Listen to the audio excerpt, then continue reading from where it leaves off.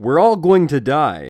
Actually, Greg, let me correct you. Some of us might actually live forever. But we're much more likely to die if we smoke. But that clip of the armored skeptic that I just used, he might have been joking, and I hope he was joking when he said we're all going to die. But even if he was joking, why would you joke about that? Why would you say that we're all going to die as some kind of joke? We're all going to die. That's not a funny joke. But what's really not funny is this picture of Greg, the armored skeptic, smoking. When will people learn that this is not cool? This doesn't make you look cool. This just makes you look stupid. You're jeopardizing your health, and with this kind of behavior, you're much more likely to die and not live forever. I hope this is an old photo and Greg actually doesn't smoke anymore, but I don't know, maybe he does. But speaking of smoking, have you guys seen the new photo shoot of Paris Jackson? You know, Michael Jackson's daughter? She's now promoting smoking in her photo shoot, and I don't know, she thinks this is cool or something. She's being a bad role model. She's promoting degeneracy to her generation. So good job, Paris Jackson, for being a bad role model. Shame on you. I'm judging you right now. And if I had the real Tinkerbell here, I bet she'd be judging you as well. And Trump would be judging you. Remember what Trump said? Trump had the right idea when he said, no drugs, no alcohol, no cigarettes. It doesn't make you cool. It makes you self-destructive and suicidal. Intelligent people do not smoke or do drugs or alcohol or any of that stuff because it's bad for your health. And I just know, like, some people who are watching this would probably be thinking, Rowan, why are you being so judgmental? Just mind your own business. People could smoke. It's their own... Yeah, they can smoke, obviously. It's their right to smoke. But I'm going to judge them for it. And it's a loving thing. Being judgmental, I'm trying to help these people. The people out there who are smoking and engaging in all this risky behaviors. I'm trying to help them, and that's what you do. You judge them if you're trying to help them. And it's just honest. I'm seeing that these people are being stupid. I'm honestly pointing it out. You're being stupid. The most honest people are the most judgmental people. Honesty equals judgment. Do you get that? Yes, I do, and gladly. That is on my to-do list every day, because I judge people.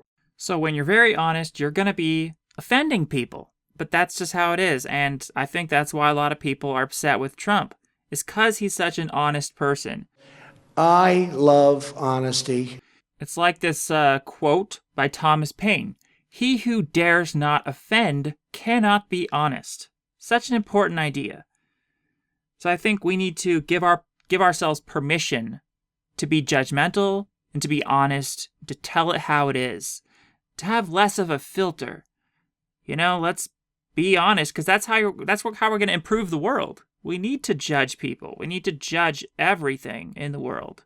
What would the world be like if people said whatever they were thinking all the time, whenever it came to them? How long would a blind date last? About 13 seconds, I think. Oh, sorry, your rear end is too big. That's okay, your breath stinks anyway. See you later, no problem. Goodbye. Okay, thank you very much.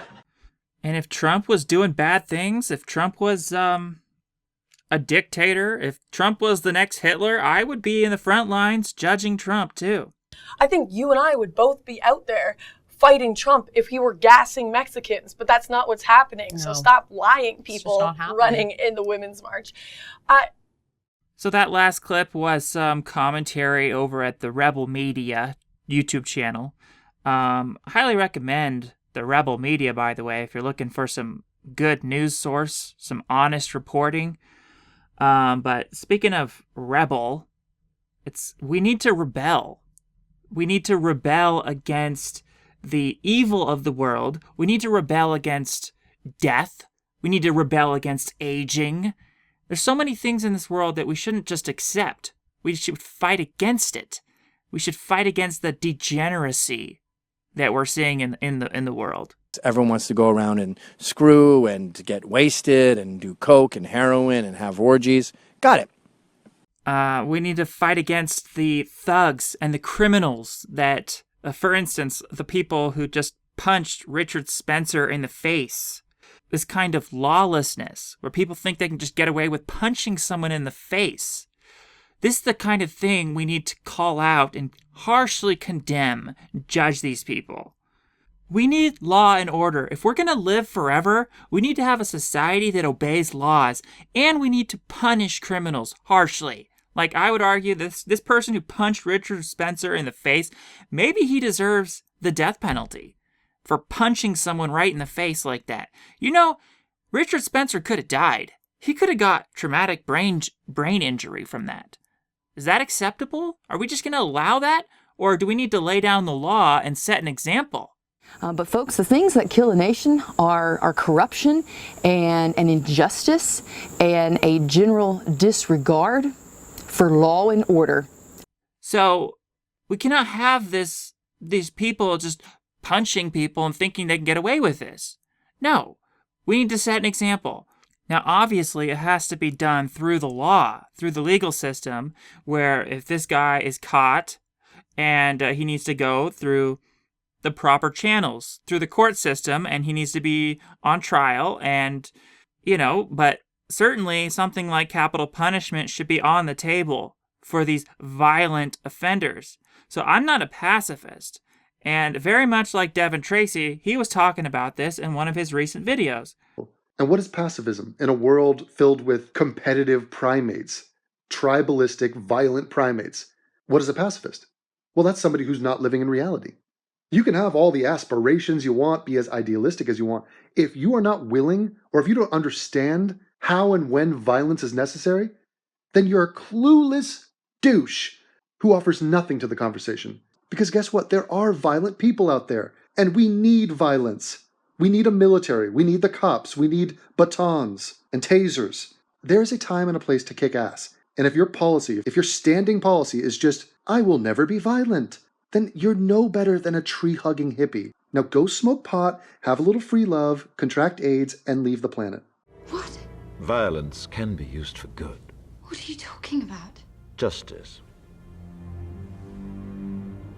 Another situation where violence is called for is, like this Milo Yiannopoulos talks about it. There's a growing number of gay people who wear these shirts called We Shoot Back, and they're getting guns, and they're not just going to, they're just not going to let people trample all over them and be violent against them. No, they're going to defend themselves. And it's self-defense. But I'm just saying we need law and order. We need law enforcement, like Devin Tracy was saying. We need the military. We need this stuff. It's important to keep society healthy and to keep America safe. Especially, and I must emphasize this point, it's especially important to have law and order and to remove criminals from our society and keep them separate. At the very least, put them in prison, obviously. But it's important if we're going to live forever because we could still get murdered. There's still violence. So we want to protect ourselves from these violent people. And if we're trying to live forever, that's very important. Because even if we cure aging, we don't want to get killed by some thug or some violent criminal or this person who punched Richard Spencer in the face. This is the kind of thing that we just need to have a no tolerance policy for this kind of violence. And by no means am I justifying Richard Spencer and his policies. Now, he's an alt-right member, and some people have been calling him a Nazi. Honestly, I don't know much about Richard Spencer, but if he holds Nazi views, obviously I'm against that. Nazis would destroy society if a Nazi got into power, right? And then we could have genocide and all these sort of things. We don't want that, obviously. That is quite a tattoo. How's that? It's like the ultimate argument ender. Like, no, I don't want your job. I want to destroy your entire society. But even a Nazi should have the freedom of speech and should be allowed to speak without getting punched in the face. This is what the freedom of speech means. It's the freedom of even things that might be considered hate speech. And Richard Spencer, he was just talking about Pepe the Frog. Pepe's become kind of a symbol. and he gets punched in the face. I mean, it's ridiculous. Freedom of speech is one of the most important things about American society. It's one of the things we need to protect. Freedom of speech is even of people we don't agree with. Like, I don't agree with religious people, but I want them to have the freedom of speech to go out and proselytize and spread their message or whatever. Have you heard the good news? No, I'm just messing with you. I mean, it gets interesting, though, when you think about someone like the Young Turks, for instance, because them executing their freedom of speech could literally be getting people killed because they're such race baiters. Well, they are getting people killed, and Devin Tracy showed that. Their race baiting is causing violent outbursts amongst the people who are following the Young Turks, some of them.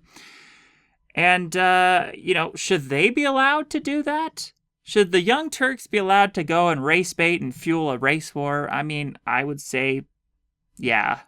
Honestly, I think they should be allowed to, but that's unfortunate. We just need to call them out and judge them, which Devin Tracy's been doing such a magnificent job with that. The Jay-Z of race baiting. That's what Cenk Uygur basically is. And it's a problem. He's the ultimate hustler. He's the Jay-Z of race baiting.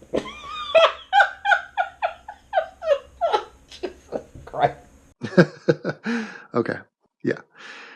In the great words of our dear leader, you're fake news.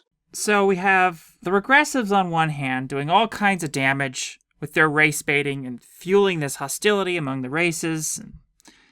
And then we have, on the other hand, we have deathists. I see a lot of similarities between the regressives and the deathists. The deathists are promoting this idea that death is positive and that we should just accept death, and they're doing damage too. Either way, we need to work on accepting our own deaths, right? Wrong. Wrong. And our job is to just do damage control. And the way we do this is we don't shut them up. We don't say, you can't say your message. You can't preach. No, we just counteract their message with our free speech. We have to do our due diligence and judge them in a public way, shame them, and that's important. This is why judgment's so important. Judgment is literally the vehicle by which we save the world and help the world. We need to call out bad ideas. It's a marketplace of ideas, and judgment is about judge every bad idea you can and let the best idea win. That's what it's about. And ultimately, it's for the sake of our eternal life. You know, a bunch of bad ideas could get us killed. Ideas have consequences. Ideas leads to actions. People's bad ideas leads people to go and kill people and all this or horrible things. I don't know. That's enough. Kind of a rant. Thank you for listening. And see you in the next video. May you live forever. We have to get rid of ISIS. We have to get rid of ISIS. We have no choice. Radical Islamic terrorism, and I said it yesterday, has to be eradicated just off the face of the earth. This is evil. This is evil. And, you know, I can understand the other side. We can all understand the other side. There can be wars between countries. There can be wars. You can understand what happened. This is something nobody can even understand. This is a level of evil that we haven't seen. And you're going to go to it, and you're going to do a phenomenal job. But we're going to end it. It's time. It's time right now to end it. The game is over. You've lost. Your hatred and your xenophobia is on the wrong side of history. What our society needs is more Muslims. Muslims are peaceful and tolerant people and have nothing whatsoever to do with terrorism.